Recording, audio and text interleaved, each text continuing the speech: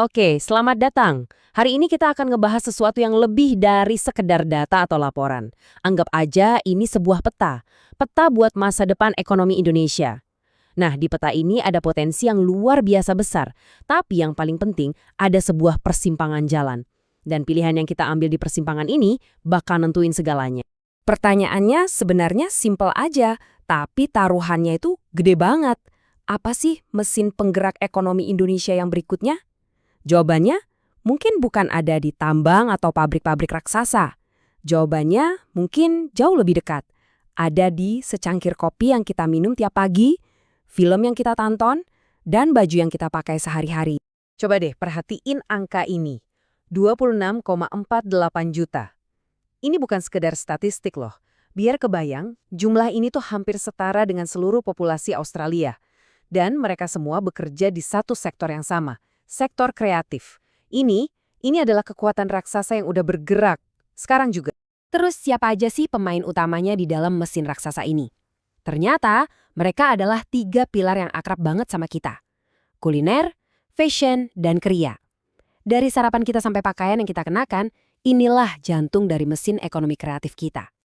Oke, kita udah lihat kan segede apa ukurannya. Sekarang yuk kita coba bedah mesin ini lebih dekat lagi, biar kita paham apa sih sebenarnya yang jadi kekuatannya. Jadi, apa itu ekonomi kreatif? Gampangnya gini deh.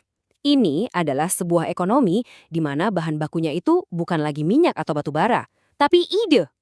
Coba pikirin, film, musik, atau game. Semuanya lahir dari percikan imajinasi yang kemudian diubah jadi sesuatu yang bernilai. Nah, kalau mesinnya udah ada, pertanyaannya, apa bahan bakarnya? Apa yang bikin mesin ini nggak cuma jalan, tapi bisa lari makin kencang? Bahan bakar pertama dan yang paling utama adalah manusianya. Proyeksi nunjukin kalau tahun depan aja hampir 1 juta talenta baru bakal gabung. Ini bukan cuma soal angka, ini adalah gelombang optimisme dari generasi muda kita yang lihat masa depan mereka ada di industri ini. Dan lihat deh apa yang terjadi waktu talenta-talenta ini mulai berkarya. Wow, kurva ekspornya naik tajam banget. Bayangin nilainya udah lebih dari 25 miliar dolar. Dan itu bahkan data sampai Oktober 2025, belum setahun penuh. Artinya karya kita udah nggak cuma buat pasar lokal, tapi jadi rebutan di panggung dunia. Jadi apa sih resep rahasianya? Ada 3 pendorong utama.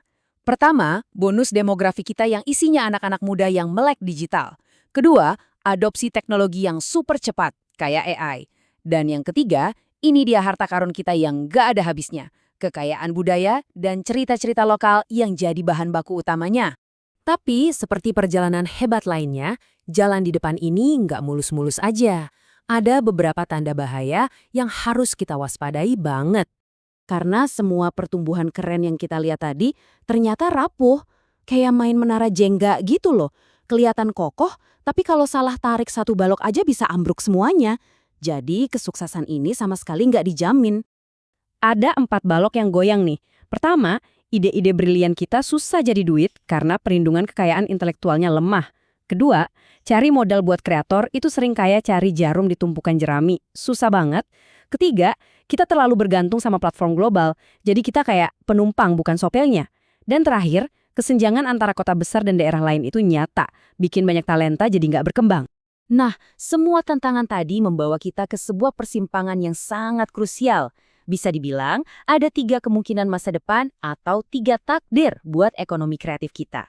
Takdir pertama, ini yang paling kita impikan, roda gila IP. Ini adalah masa depan di mana kreativitas lokal kita jadi aset yang super kuat, bisa mendorong ekspor gila-gilaan dan melahirkan franchise global dari Indonesia. Bayangin deh, karakter komik atau game kita bisa mendunia. Takdir kedua, ini skenario risikonya, jebakan platform. Jadi ekonominya sih tumbuh, tapi mayoritas keuntungannya diambil sama platform-platform global. Kreator kita cuma dapat sisa-sisanya, margin tipis.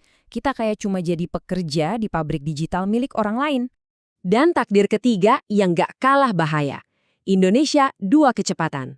Di skenario ini pusat-pusat kreatif di kota besar melesat kayak kereta super cepat. Sementara daerah-daerah lain jauh tertinggal di belakang. Kesenjangan bukan lagi cuma jarak, tapi udah jadi jurang yang dalam. Jadi, gimana caranya nih kita bisa memastikan kita belok ke arah takdir yang pertama? Gimana kita bisa menempa jalur kemenangan kita sendiri? Oke, mari kita lihat cetak birunya. Kunci pertama ada di tangan pemerintah. Peran mereka di sini krusial banget. Mereka bukan cuma jadi wasit, tapi juga harus jadi arsitek yang merancang fondasi yang kokoh buat seluruh ekosistem ini. Ada 3 langkah kunci yang harus diambil. Pertama, perkuat penegakan hukum HKI biar ide nggak gampang dicolong. Kedua, rintis pembiayaan berbasis IP. Ini bisa jadi game changer, di mana karya kreatif bisa jadi jaminan di bank. Dan ketiga, ratakan infrastruktur digital biar kesempatan yang sama bisa dirasain sama talenta dimanapun mereka berada. Selanjutnya, kita beralih ke 2 pilar lainnya, industri dan dunia pendidikan. Mereka lah yang ngebangun jembatan, tempat para talenta bisa tumbuh dan berkarya dengan maksimal. Dari sisi industri, mereka perlu investasi jangka panjang dalam pengembangan IP dan ngebangun kemitraan yang adil sama kreator. Sementara dari dunia pendidikan, kurikulumnya harus mengintegrasikan 3 hal penting, kreativitas, skill digital, dan pemahaman bisnis. Dan yang terakhir, tentu saja, cetak biru ini nggak akan lengkap tanpa mereka yang ada di garis depan, para kreator dan UMKM. Kalian adalah ujung tombak dari seluruh gerakan ini. Jadi, ini misi buat kalian. Ambil kendali, bangun merek, dan aset IP kalian secara strategis. Amankan semua karya dengan dokumentasi dan kontrak yang rapi.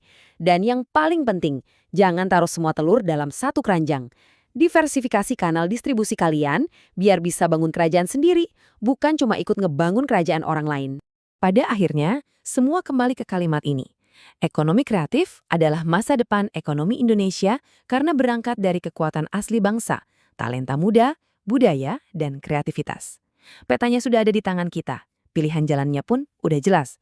Pertanyaan besarnya sekarang, jalan mana yang akan kita tempuh bersama-sama?